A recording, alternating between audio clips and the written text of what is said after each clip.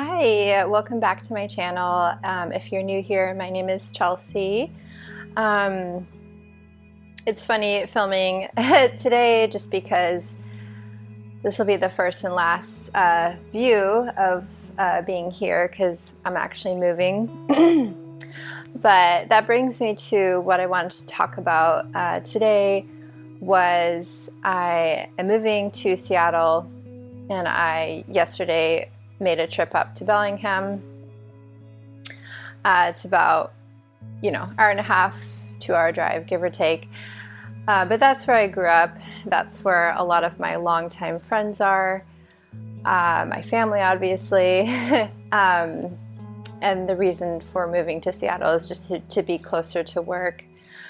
But one thing I've realized is going to whatever hometown that you associate with, if you grew up there as a child or you just have those early formative memories, there's kind of an identity held to that place.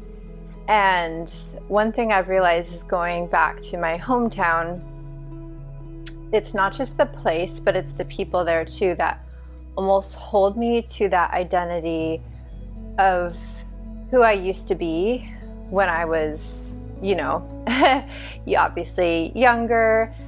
And now that I've, kind of developed more of a life, not even that far away from them, like an hour and a half isn't that far if you think about it. It's not like moving across state lines or to another country. But even that little move, it's interesting how you can even just grow from that, and how you changing can impact the people from your past that you, like I said, grew up with, had those early experiences with.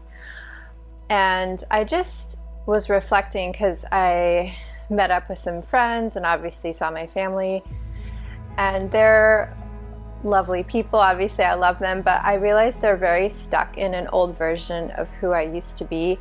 And I'm not where I want to be yet. I'm kind of in that in-between. And I don't know if you can relate to that, where you're not quite where you want to be, but you're also, you're just like in that transition period. But at the same time, the people from your past don't quite understand, get that you're also not that old version of yourself. And they almost because that's where they find comfort, maybe they want to keep you back to where I don't know, they remember you. So if you used to do certain habits or just whatever things that you used to do, and that you realize oh, I no longer do that anymore. They are still associating with that old version that used to do those things, and so that's when they meet up with you, that's all they want to talk about.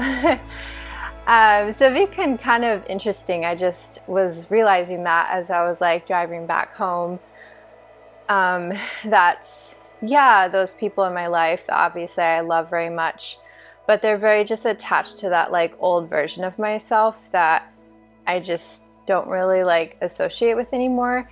And part of that, and I'm still obviously everyone has room to grow. But I'm definitely one of those things is I used to be a huge people pleaser growing up. So I think some people are used to that version of me just always going along with, whatever they were doing or whatever, and not really having boundaries or standing up for myself. And I've learned since then that I just can't be a doormat anymore. And so I don't know if, you can relate to that, of just that old version of yourself that you just don't associate with anymore. And whether that's you used to be a people pleaser, you used to, go off and party, and I wasn't a party girl. I was actually quite the opposite. I was a good girl. I went to church. I like didn't get in any trouble, and I'm not saying I'm gonna like rebel and like suddenly hit a midlife crisis and like go off the deep end. No.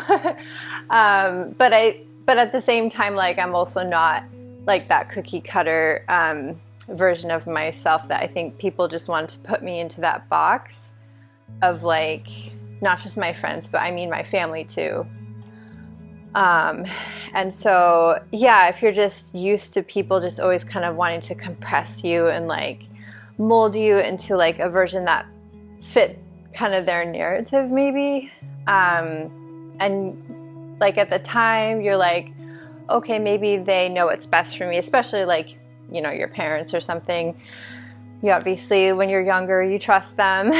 But then as you get older, you're like, oh wait, that's actually not who I am. Or that's actually not, you know, what I identify with anymore. So, yeah. So, for example, there's so many stories attached to that. But like, for example, early on, like I was given the narrative that I need to pursue something that is, you know, that I don't need to depend on anyone, that I can support myself 100%. Basically going after something that's super practical. Don't go after your dreams. Just like whatever, whatever is just gonna like support you.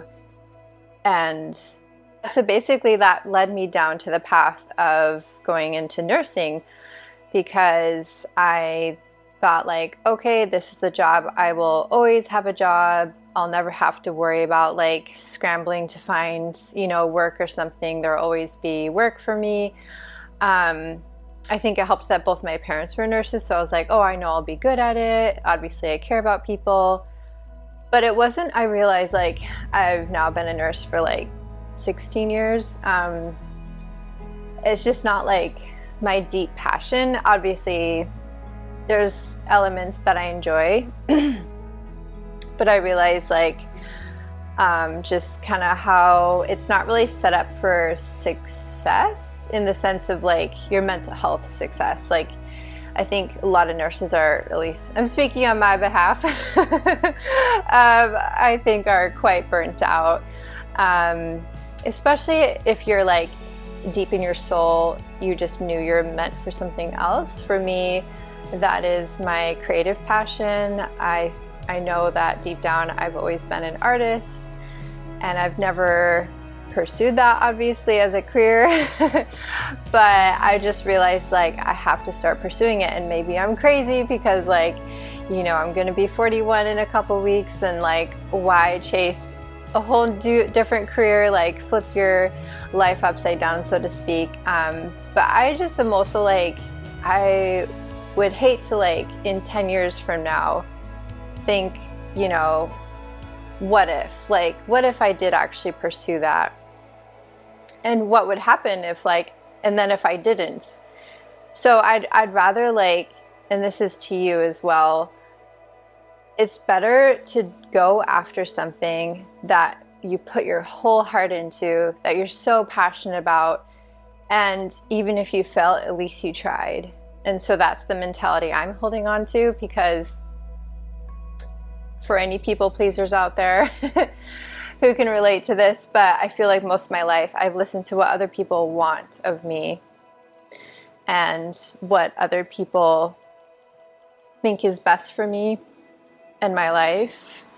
And I realized that yesterday as I was hanging out with some of my very long time ago friends that, you know, I love very dearly, but yeah, they were still stuck in the narrative of they thought they knew what was best for me. And I'm sure they're coming from a loving place, but they were saying things that I just felt like were like, you need to do this, you need to do this. They're, you know, offering these suggestions, and like, but at the same time I'm like, those things like don't really align with me anymore. And maybe they were like an old version of myself, and that's what I was referring to. I think they just are stuck in that old version of you. So I don't know if you have friends from your past that, you know, you grew up with, you went to school with, And then when you hang out with them, it's almost like you have to be careful, because sometimes you can revert back to that old version of yourself.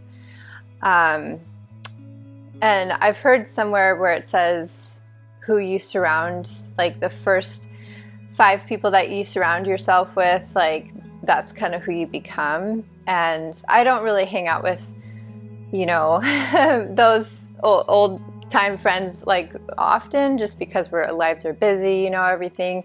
We live in different towns.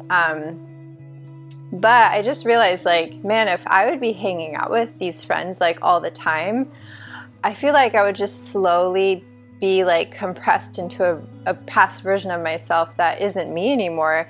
And I already feel like I'm not, you know, fully in alignment of who I want to be, as I said, because I want to pursue a creative path.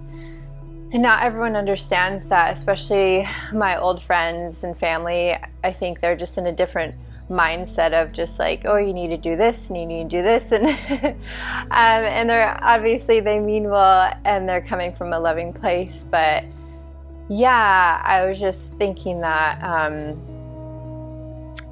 you just really have to tune in, and because all these people that are telling you what they want from you, you know, their ideals of who you should be, it's just a bunch of like noise, if you think about it, that's going to distract you from what you truly are meant to do and be. So especially if you're like an introvert or something, I recommend just like taking time to just be like quiet with yourself. If you need to go in nature or find some time to meditate. I will say personally, for me, it's really hard, really hard to find time for myself. Like being able to shoot this video right now in my own home by myself is such a rare thing because I'm a mom. I also have a partner, but he's traveling right now. But yeah, I really don't get a lot of time for myself because, like I said, I'm a mom. So right now my daughter's at school. And like I have Mondays off, so it works out during her school time, but during the rest of the week I'm, you know, working full time. Go. So yeah, but if you like, you know, don't have a partner or you don't have kids, that's my cat. Yeah, it's even easier for you to just find hopefully some time for yourself. And I just really recommend it because, yeah, if you're just constantly being filled with, like I said, that noise of just like outside people telling you who you should be, what you should do, and you know deep down in your soul, like that's not who you are anymore. Maybe that was, like you said, a past version of yourself, but it's just not anymore. Or maybe you're just in that in-between state like I am, where you're not quite where you want to be yet, but you know where you want to go. And that's all you need to know. You just need to know like the next step. And you don't need to know, I think there was a quote from like probably Rumi where it was like, once you walk down the, or I'm probably saying it wrong clearly, but once you go down the path will reveal itself, or something like that. And basically that means like action comes before inaction. I feel like I'm saying that wrong, but basically just start, like, and then the way will appear. So that's what I'm trying to do for myself. And I'm trying to just love the people, you know, that are in my life, that, you know, were in my life in a past version of myself. Love them for who they are, but don't let their opinions try to alter who I should be. Because, you know, they're coming, like I said, from a loving place, but I think they're just so stuck in an old version of myself. And maybe that for you too. The people in your past are probably so stuck in an old version of yourself that they almost like letting go of that is almost like feeling like they're letting go of you, which isn't true. But I almost feel like that's what it feels maybe like to them, so they just can't like grasp that. They have to just like keep putting you in this box, and you're not meant for the box. You know, you're meant to go out and fly and explore and be who you are. So I just encourage you to just really tune in. Like I said, find those quiet moments when you can, especially if you're a busy mom like me or dad.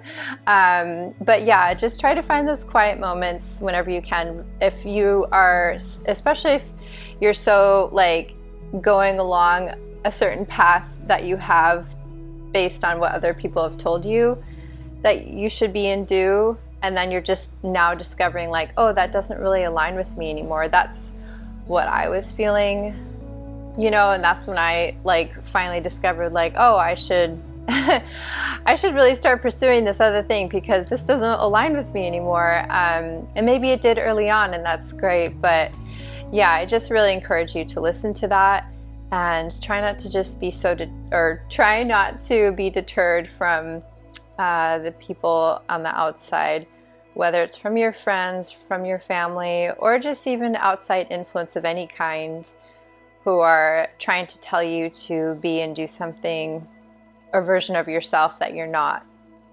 So I hope that makes sense. Sorry again for my cat. But yeah, those were just things that I was thinking about on my drive home.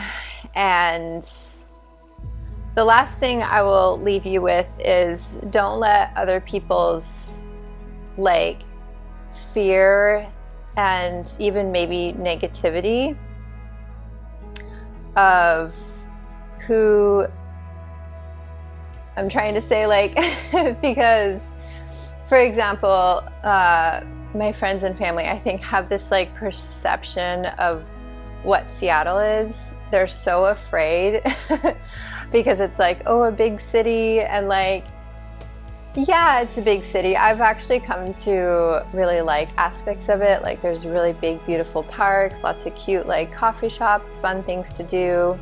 And I remember when I grew up in Bellingham, of that mindset of like going to Seattle was like, oh my God, it's this big city with these high rise. And like you'd always, anytime you visit the city, you just go to like the touristy places like Pike's Place Market, which is fun, but it's like so overcrowded, so overstimulating. And you never got to see the side of Seattle that's actually, there's really cute, quiet areas that you can literally be completely by yourself. You just have to know where to look. So I was just going to say, adding to that is don't let other people's negative perceptions of where you're trying to go in life, like influence or project onto you.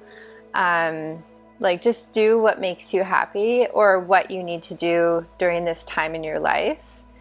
And don't let their projections hold you back in any way. So anyways, I hope that message was helpful. Sorry, I was a bit scattered, but anyways, that's just what was on my mind over the past day or so. And I hope that message was helpful. Let me know if you've had a similar experience going back to your hometown or being around, you know, friends and family that, you know, are just kind of like stuck in that old version of yourself. And how that has like, you know, I don't know, made you feel, or yeah, just thought about where you are versus where you want to be. So anyways, thank you so much. I love you and hope you have a wonderful day.